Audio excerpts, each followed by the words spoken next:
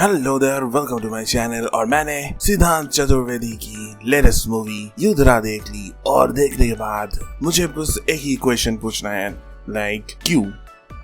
इस मूवी को बनाने के पीछे रीजन क्या थी? इस मूवी को क्यों बनाई गई? क्योंकि लिटरली इस मूवी में कुछ भी एज सच नया नहीं था, कुछ भी अच्छा एक्शन वाइज नहीं था, कुछ भी स्टोरी वाइज नहीं था। Literally there was nothing. In fact इस मूवी को सेल किया जा रहा है एज एन एक्शन मूवी और इसकी tropes are like of an angry young man.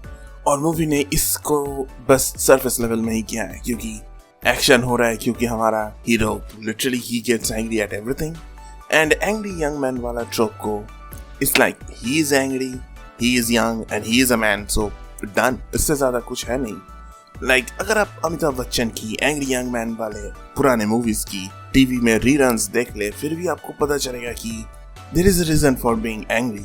और इस मूवी में एक रीजन देने का कोशिश किया गया, but the reason was शिटियर then the movie script. अब इस मूवी में हमको most of the typical Bollywood movie, हमारा कैरेक्टर युद्धरा एक आर्म्ड फोर्सेस की पार्ट है और उनको एंगर इश्यूज होता है, जिस वजह से उनको कुछ मिशन में ऐसा कुछ कर देते हैं जिस वजह से उनको निकाल दिया जाता है। उसके बाद किसी एक बंदे की चेंज ऑफ हार्ट होता है और वो उनको बुलाता है for a secret special mission, जिस मिशन के लिए ओनली हमारा मेन कैरेक्टर ही बेस्ट चॉइस है, जिस वजह से he gets into the mission और मूवी के अंदर आते अपने आप को रिडीम कर लेता है। एंड दैट्स हर दूसरे मूवी में ऐसा ही प्लॉट लाइन होता है, which is a weird thing, क्योंकि इससे ज्यादा क्या बॉलीवुड को या फिर बॉलीवुड वाले कुछ डायरेक्टर्स को आइडिया नहीं सोचती हैं और व्हाट, क्योंकि it's use in almost all other movies. Recently बड़े मियां छोटे मियां अगर आपने देखा है, फिर भी वही सेम स्टोरी थी।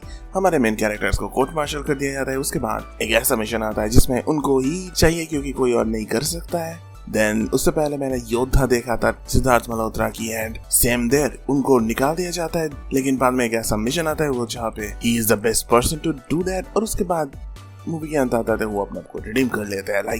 This has been the plot line for ना जाने कितने सारे मूवीज। और उन मूवीज में जो अच्छी चीज है, even the worst movies has at least relatable और लाइकेबल कैरेक्टर्स, लेकिन इस मूवी में आपको कैरेक्टर लाइकेबल तो छोड़ो, कैरेक्टर को देखने का इच्छा ही नहीं होता है। लिटरली जब भी सिद्धांत चतुर्वेदी स्क्रीन में आते हैं, यू वुड फील इसको निकालो। लिटरली ही वाज इतना ज्यादा क्रिंज था। क्रिंज से मुझे कहना पड़ेगा कि इस मूवी की एक लव स्टोरी है which is even cringier than the whole movie. Now इस क्रिंजी लव स्टोरी और एक क्रिंजी सा प्लॉट लाइन के बीच में एक्शंस जो हैं उनको भी इस मूवी की ट्रेलर या फिर प्रमोशनल इवेंट्स में इसको सेल किया जा रहा है as if it's a action movie जिसमें नए एक्शन टेक्निक यूज किया गया, लेकिन मूवी देखते हुए आपको कुछ भी नया नहीं दिखता है।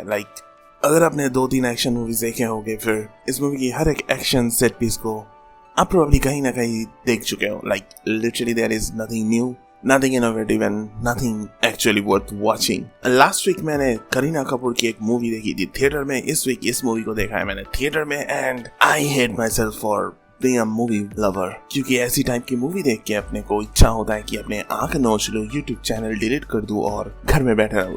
Literally this is so bad. Anyway, jokes aside, वैसे जोक्स तो नहीं था, लेकिन that's enough for today's video. अगर आपने मूवी देखा है, लेट मी नो आपको मूवी अच्छा लगा या नहीं, और अगर कमेंट्स कर रहे हो फिर लाइक शेयर सब्सक्राइब एंड वो सब कर दो जो हर कोई यूट्यूबर आपको करने को कहता है, क्योंकि मेरे को फेमस होना है। और अगर मैं फेमस हो जाऊं, मैं अपना एक्शन मूवी बनाऊंगा। आई प्रॉमिस, मेरे को अगर फेमस कर दोगे तो मैं डायरेक्टर बन के अपना खुद का एक्शन मूवी लॉन्च करूंगा।